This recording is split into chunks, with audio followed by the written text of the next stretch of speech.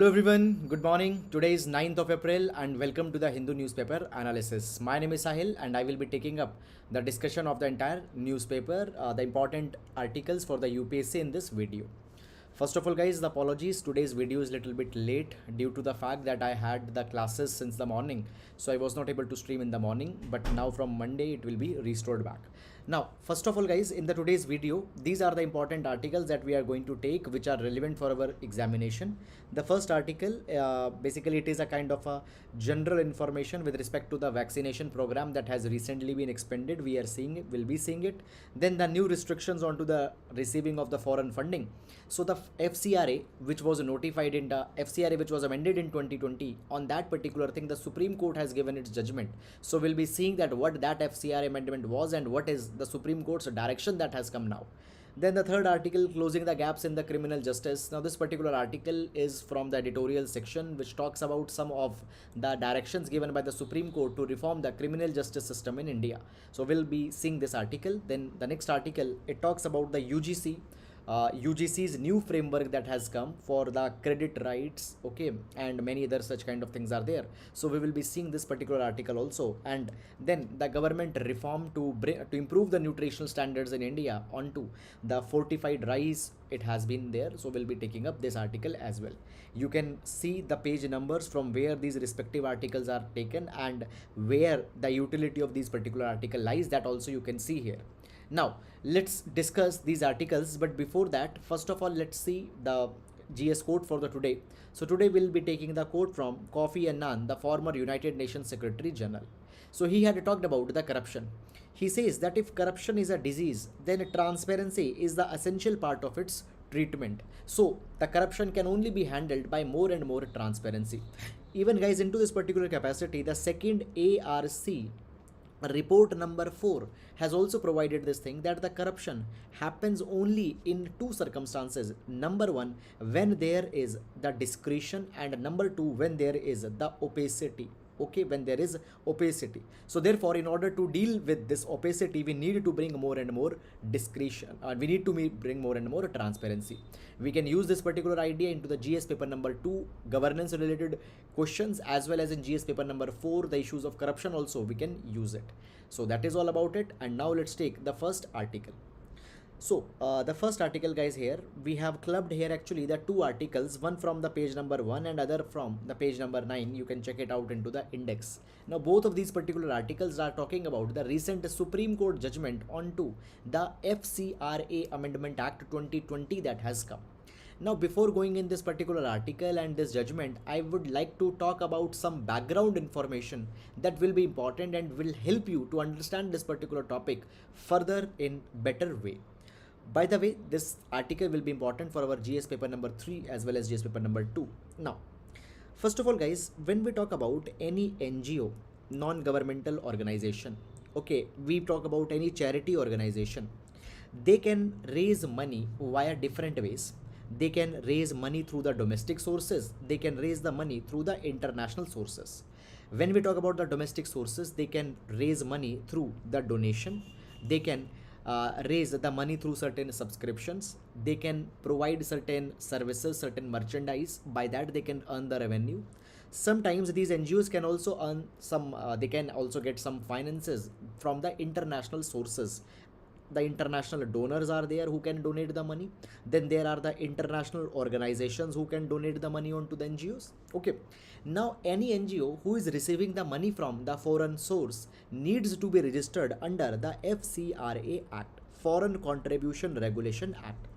Now under the Foreign Contribution Regulation Act, the FCRA needs to get a license.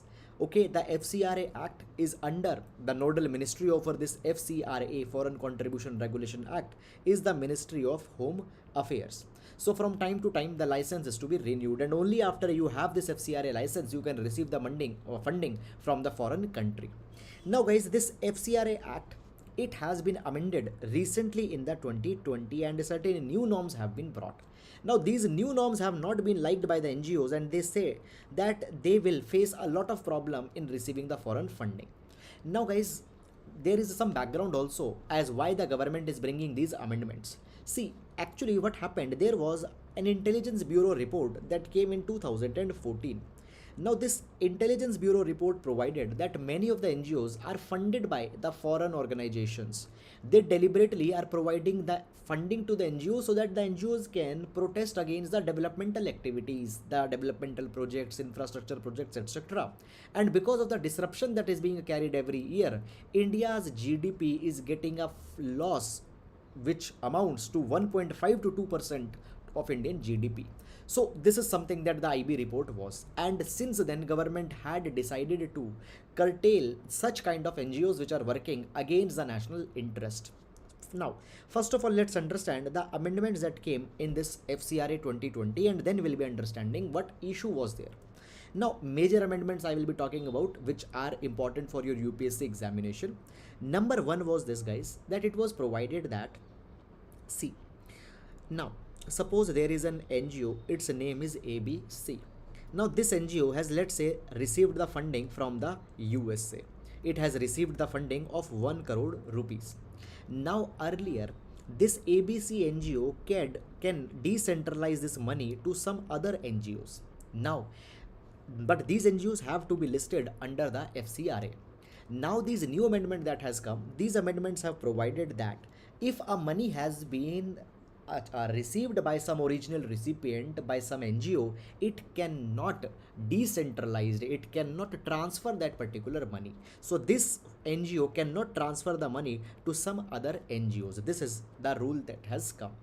Then the second change that has come is this, that, see, now the NGOs, when they are receiving the money, they have two type of expenses. There is the operational expenses, and then there are the administrative expenses. Operational expenses, fine, or basically every NGO, you know, is created for a cause. Some NGO is promoting education, some NGO is working for removal of removal of hunger.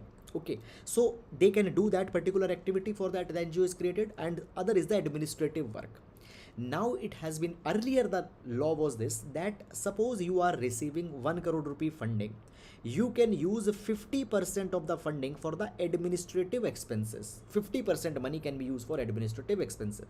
Now this particular new amendment that came, it provided that for administrative expenses, maximum of 20% of the foreign funding can be used. More than 20% you cannot use for administrative expenses. So limit was reduced from 50% to 20%. Now this was the second change that came. Then the third change. Now guys, third change was provided that every NGO which has to receive the foreign funding, they have to open a bank account into the State Bank of India Sansad Marg branch of New Delhi. State Bank of India branch of New Delhi on the Sansad Marg, you have to open an account there. There was one more change, that all the promoters, the directors of an NGO, their Aadhaar card are to be provided if they want to receive the funding. These changes came. Now guys, what was the problem? Problem to the NGOs were there, and we'll discuss provision by provision. Number one problem onto this first provision, where it was provided they cannot transfer the fund. It was provided that it will kill the grassroots NGOs. Suppose there is an NGO who is working for the tribal situated in the forests of the Jharkhand, Chhattisgarh. Now that NGO is not having any exposure. Okay, they don't have subscribers, they don't have much of the donate, they are not getting much of donation, but the NGO is doing a lot of good work. Then many such hundreds and thousands NGOs were there who were dependent on some big NGOs, and these big NGOs were getting the funding. So these are small NGOs who were doing good work, but did not have the exposure. For example, me. Some of you, many of you, you say that we do very good newspaper analysis, but we don't have the good exposure. Okay, so in such a way, there are NGOs also that are there who don't have exposure. Okay, chalo, coming back. So such kind of NGOs will be deprived of the entire funding. It was a problem. Then second problem that came was the administrative expenses cannot be more than 20%, though this limit was reduced from earlier 50%. So see, there are certain NGOs which are basically the NGOs which are preparing certain reports, the NGOs which are doing some academic work. For example, let's say there is Association of Democratic Reform. This is an NGO. This NGO provides the data with respect to the criminalization of politics that is going on. Now what they do, they are just sitting into an office and they are doing a lot of work. They are doing research Clear? They obviously don't need to go into the field. By their research, they are creating the awareness. So for these kind of NGOs, major expenditure is only the administrative expenditure. Fine. Then opening the bank account at the State Bank of India branch. This is not possible for many of the NGOs who are located in the deep south, for the NGOs located in northeast or some other parts, because it will create a lot of hassle for them. Okay, unnecessarily it will increase the compliance cost for such kind of NGOs. Problem. Okay, fine. So all these problems were there. Providing the Aadhaar card of every employee or the chief promoter, it was also a problem, but not that big one. So these challenges were there, and therefore the petition was filed into the Supreme Court. Now, what the Supreme Court has provided? Supreme Court has actually taken the side of the government, and Supreme Court had provided that amendments that came in 2020, which were brought by the government, these amendments are correct. These amendments have been upheld. They have said that we cannot provide the unrestricted access of the foreign funding. If you are living in the country, you have to follow the law of the land. If you are living in the country and if there is a government and government is coming out with a law, you have to follow that particular law. Court reasoned that unbridled inflow of foreign funding, unrestricted foreign funding will destabilize the sovereignty of the nation. Sometimes some NGOs will be doing good work, yes, that is true, but some NGOs might be getting the funding for some vested interest, ulterior interest, they will destabilize. So we cannot allow the unrestricted funding. There are certain restrictions that will be there, and whatever restriction has been brought by the government, that is correct. It has provided that basically you are required to open a account at the bank branch of the State Bank of India. It is a one-time hassle. You have to do that particular thing. So in a nutshell, you don't need to go too much into the detail. Supreme Court has just provided two things. Number one, you will not be provided unrestricted access of the foreign fund. Clear? Second, government, if it has made a law, obviously the government derives the power from the constitution. Government has the power, it can amend the law. It has done that. Okay, the matter is rested here. So this is something that has come. So guys, I hope that you have understood this particular issue along with the background. Actually, the concept is just one line. The background is something that you need to understand. That is more important. Now taking up the next article. Okay, so government nod to supply fortified rice via PDS public distribution system. So basically what has happened, government has came out with the reform where the hunger will be fought by this particular intervention. Now first of all, some of the background information. Guys, understand this particular thing, that according to the Global Hunger Index report of 2021, India was ranked 101. We ranked 101. It means that the condition of hunger is very poor. Condition of hunger is very poor. Moreover, there are the sustainable developmental goal.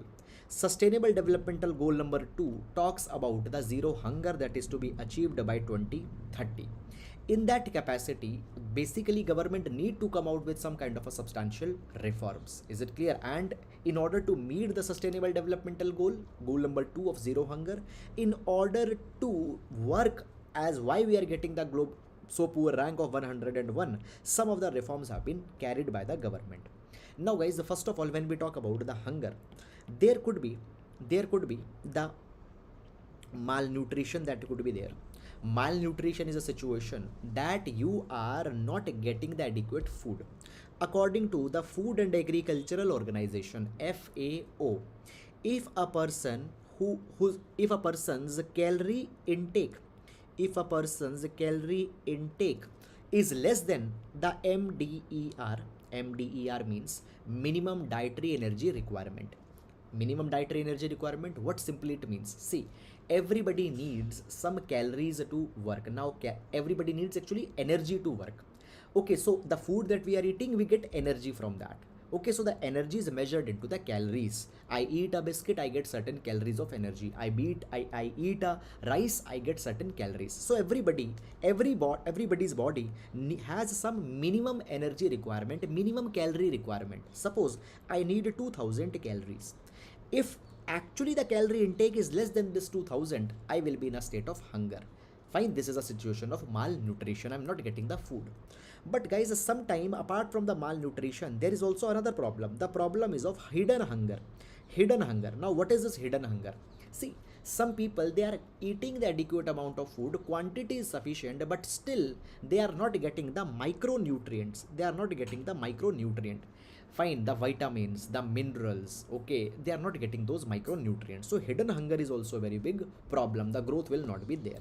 Now in order to deal with this malnutrition and hidden hunger, government is coming out with the reforms. So what government had said? Government had said that they will be providing the fortified rice through the different welfare schemes that are there. First of all, what is the fortified rice? Fortified rice, it is a special type of rice whose nutritional content has been increased by the artificial intervention. Is it clear? So fortified rice is one which have whose nutritional value has been improved. Clear? Okay, Manpreet says sound is low. Okay, Manpreet, now I think sound is fine. Fine. Okay, so the nutritional content is very much is increased into the fortified rice. Now what government is now doing? Government says that we in the food program be providing the fortified rice. See, number one, government what it is going to do? It will be working on this thing in three phases. Number one, in the first phase, the Anganwadi centers that are there, they are providing the integrated child development services. See, I'll tell you a little bit more about this. There is Ministry of Women and Child Development. Under the Ministry of Women and Child Development, there is one particular scheme, and the name of the scheme is the Poshan Abhiyan, Poshan 2.0. Now under this particular Poshan Abhiyan, there is the integrated child development service scheme that is there. Under this integrated child development scheme, there are the 6 supplementary services that are to be provided. Okay, out of these 6 supplementary services that are being provided to the children as well as lactating mothers, women, there is one specific program, that is the supplementary nutrition program, SNP. Under the supplementary nutrition program, the children as well as the women, they are to be provided the nutrition. So under this ICDS scheme, there is a supplementary nutrition program, and under this program, the fortified rice will be provided. Phase number 1 under the ICDS, fortified rice will be provided. By the way guys, in the news article, it is not mentioned, but I tell you, the name of this ICDS, which provides the 6 services, it has been changed. Its name is now the Anganwadi Services. Its name is now Anganwadi Services. Is it clear? Not mentioned into the paper, but it has been changed. Be mindful about it. So first of all, through this ICDS or through the Anganwadi services, the supplementary nutrition will be provided, and under that fortified rice will be provided. Fine. Who provide this service? This service is provided by the Anganwadi centers, and there only it has been renamed. Fine. This is one. By the March 2022, this target will be achieved. Second phase, it has been provided that basically through the TPDS, through the okay, one more thing I forgot to tell you. Through the midday meal also, the children will be provided the food fortified rice. Now one more thing, the midday meal scheme's name has been changed. Midday meal's name has been changed. What is the name of midday meal scheme? PM Poshan Shakti Nirman. Poshan Shakti Nirman. So into the first phase, through the ICDS as well as the midday meal scheme, the food will be fortified rice will be provided. One more thing I want to tell you, this midday meal scheme's name has been changed, and some more changes have also come into the midday meal scheme. Earlier midday meal scheme was available to the children from class 1 to 8th. The food was available to children class 1 to 8th. Now in the Bal Vatikas also, the midday meal scheme will be provided. Bal Vatikas are the pre-primary schools. So now children in the Bal Vatikas will also be getting the food. So in the phase number 1, through the ICDS and the midday meal, the fortified rice will be provided by 2022. Second, it has been provided through the targeted PDS, public distribution system. Through the welfare schemes, the fortified rice will be provided. Now see, the people, okay, they have the ration cards. Okay, and through the ration card they can go to the public distribution shop. Okay, they can go to the fair price shop, and from there they can get the subsidized food grains. Fine. We have the National Food Security Act of 2013. Under National Food Security Act, a person, fine, he can get the rice at rupees 3, coarse the wheat at the rupees 2, and the coarse grains at the rupee 1. So through the fair price shops under the public distribution system you can get the subsidized grains. So when the subsidized grain are being provided, in the place of normal rice the fortified rice will be provided. So first of all, 291 aspirational districts will be covered, and 291 aspirational districts will be covered by 2023. What are the aspirational districts? These are those districts around the country which have very low socio-economic indicators. So these 291 aspirational districts will be covered first. Then the phase number 3 will come. In the phase number 3, remaining districts of the country will be covered by the March 2024. So in these 3 stages, the fortified rice will be provided. Now the entire expenditure of this particular scheme will be borne by the center government. It means it is a central sector intervention. There are 2 types of intervention: central sponsored and central sector. Central sponsored means that the expenditure will be shared between the center as well as the state government. That is the central sponsored. Central sector means that the entire expenditure will be paid by the center. So the entire money will be paid by the center. Now what is the food fortification? It is to increase the content of the essential micronutrients into the food. It is written here. You can guys download this entire explainer PDF that I am using here from the Telegram channel. The link is provided into the description box. Is it clear? So this is the fortified rice. Now moving to the next article. Closing the gaps in the criminal justice. So this is an editorial that has been taken. Now guys, see, I'll explain this entire editorial, but you don't need to go too much into the detail of this particular editorial. Fine, just overview or just the idea on a glance you need to understand. This topic can be important for our topic of police reforms also, judicial reforms, criminal reforms in GS2. Now first of all, I'll tell you the background what has happened. So basically you know this thing that there is okay, Manpreet has a one question. I'll address that. Maybe you also might be having this problem. Manpreet says, can we say Anganwadi and Balvatika is the same? No, Anganwadi and Balvatika is not same.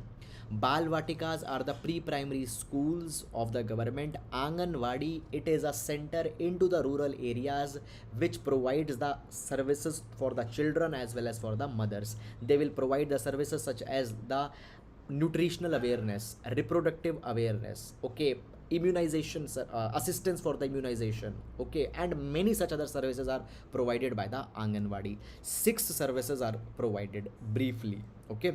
So they are not the same. Now this particular article, guys, what has happened, first of all I'll tell you a little bit of a background. You know that the condition of the criminal justice system is not good in India.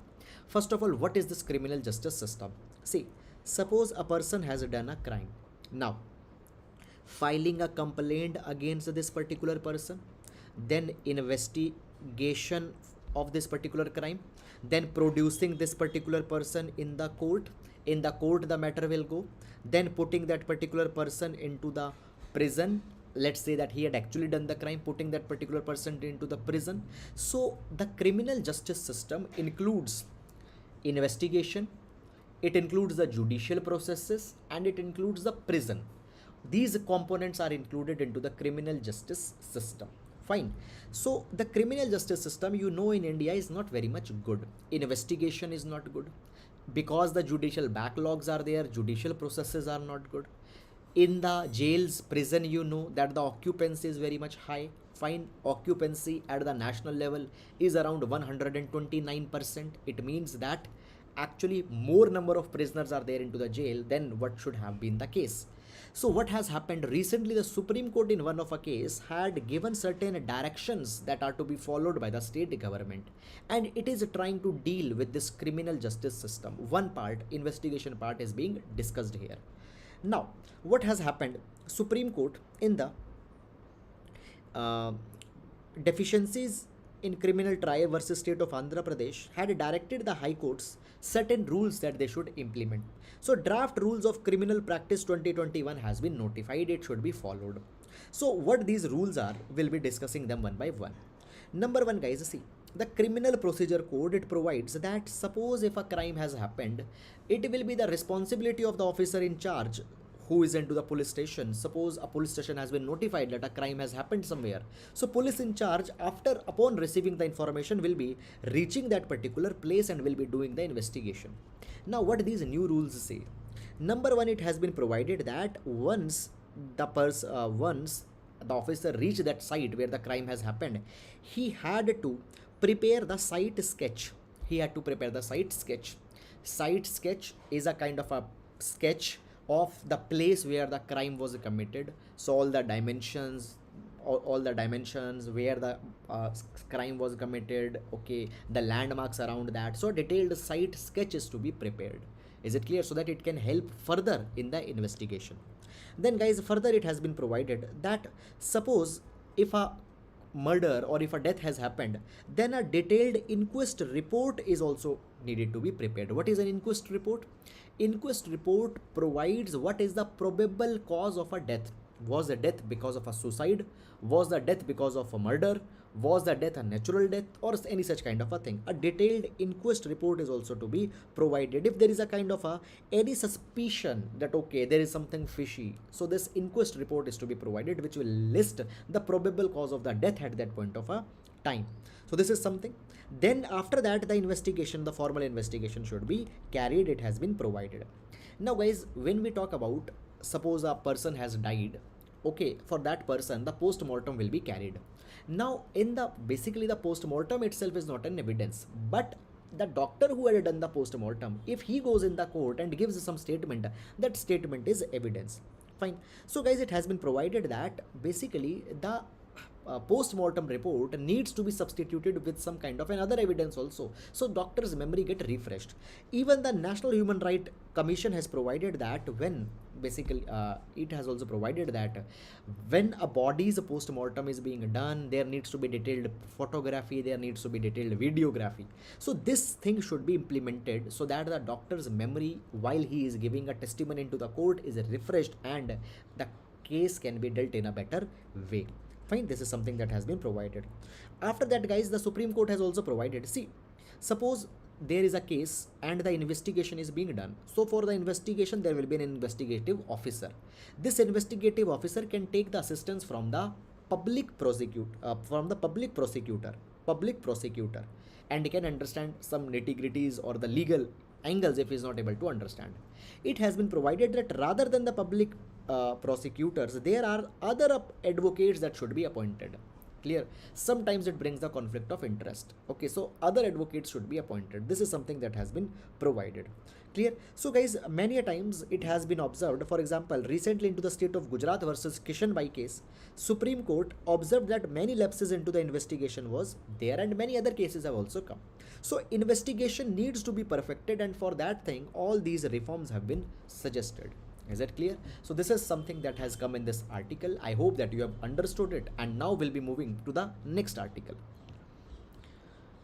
Okay, now this article, to begin with the UGC needs to get the credit right. Now this particular article is talking about the draft reform in the education sector that has come. Okay, draft reform that in the education sector has come, and this reform has been suggested by the University Grants Commission, UGC. Two things I wanted to tell here. Number one, it is a draft, so therefore many things might get changed into the coming time. So therefore you don't need to go too much into the detail. The things can get changed. And the second thing is that guys, because such kind of a microscopic and too much detailed information will not be that much relevant for your examination. So don't do the PhD of this particular thing for the UPSC. However, if you have a pleasure to read such kind of things, you can go forward. Now this particular article is talking about these reforms. The first reform that UGC has recommended into the higher education, it is the choice based credit system. Now what is this choice based credit system? See, when a student is getting enrolled into the undergraduate degree, the subjects are divided such as the core subjects, and then there are the elective subjects or the minor subjects or the soft subject, any name you can use. Core subjects, for example, if you are doing the political science honors, core subject will be there. Some elective subjects will be there. You are doing engineering, an elective subject could be history, elective subject could be it could be philosophy, fine, apart from your core subjects. Now it has been provided that basically what needs to be there, you need to fix the total credit, you need to fix the total credit that a person need to get in order to get graduated.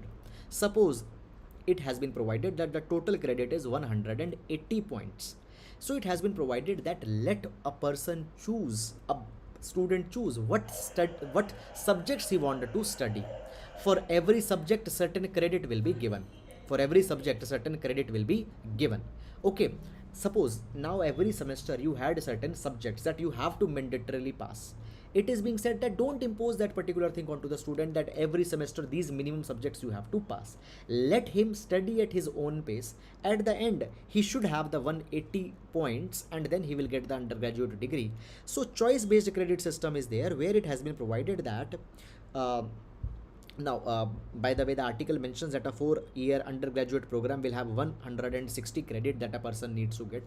So a student will choose the subjects that he wanted to study, will study at its own pace. Whenever he will complete, he will give a test, he will get the credit. Ultimately 160 credits will be needed. That is something that we should be concerned about. This is something that has been provided. It has been provided that it will lead to reduction onto the student's burden. It has been provided, let's say even if the student wants to leave in between, suppose he has done 1 year, he had done certain courses, okay, he wants to go to some other college, he can transfer in some other college also. Whatever credit he earned into the previous college, they will be transferred back to the another institution. Then learning outcomes based curriculum framework. So it has been provided that, see, today what happened, you do your degree 3 years, you write certain papers and you are given the degree. It has been provided that this is a wrong thing. People are getting the degree but they don't have the situational awareness, they don't have the know-how of the thing that they have read into their colleges. So for that thing they have said that the degrees will be awarded on the basis of demonstrated achievement of outcome. What is the outcome that you have got after doing 3-year degree? Fine. Whether now your outcome will be expressed in terms of knowledge. Fine, the knowledge that you developed after 3 years of degree, your understanding of the things, your skills, your attitude, your values. On the basis of this, the degree will be awarded. It is something that has been provided. Then guys, the next thing it has been provided that the outcomes will also be determined in terms of okay, already we have discussed the employability is also one more factor that is there. Then there is the NHEQF. Now the NHEQF, it stands for the National Higher Education Qualification Framework, and National Higher Education Qualification Framework. Now it has been provided that basically the new system that the UGC is bringing, it, see, right now what we have, we focus on to the uniform syllabus. For example, you are into the 12th standard and the certain syllabus has been prescribed by, let's say, the CBSE. Everybody in every CBSE school throughout the country will be reading that thing. Now uniform syllabus is followed something, but it has been said that rather than the uniform curriculum, we need to focus on to the uniform standard into the colleges, uniform benchmarks into the colleges in terms the evaluation, in terms of teaching, in terms of all other things. So uniform standard is being emphasized. It has been provided that under the National Higher Education Curriculum Framework, the students will be judged onto the 6 levels onto the basis of complexity of their learning outcomes. Now you don't need to go too much into the detail onto these levels. It has said that level 1 to 4 will be for the school education. So in the school education, successive levels will be there. On that you will be judged. Level 1 to 4 specifically for school education. Then graduation, post graduation, and ultimately there will be the PhD level education that is there. So this is something that has been proposed. Now guys, certain issues are there. What are the issues? Issues says that okay, what this system is focusing, that how the student can learn. It is bringing a lot of innovative things, very good, but nobody is talking about the teacher's condition. teachers, they have so much of burden. How teachers will cope up with this new additional thing that will be coming. Nobody is talking about that. So we need to focus on that thing also. So this is about this entire article. I hope you have understood it. Now we'll move to the next article.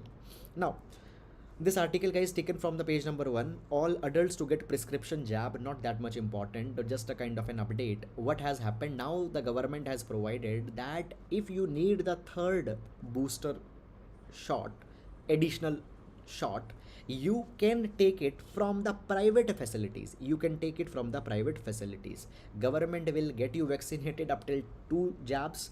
Third, if you want, you can go and take it at private, but there needs to be minimum of 9-month gap, and only the people above 18 years of age, they can get it. This is something that government has come. Why? Because now the new variant of COVID, XE variant, is now becoming little bit dangerous.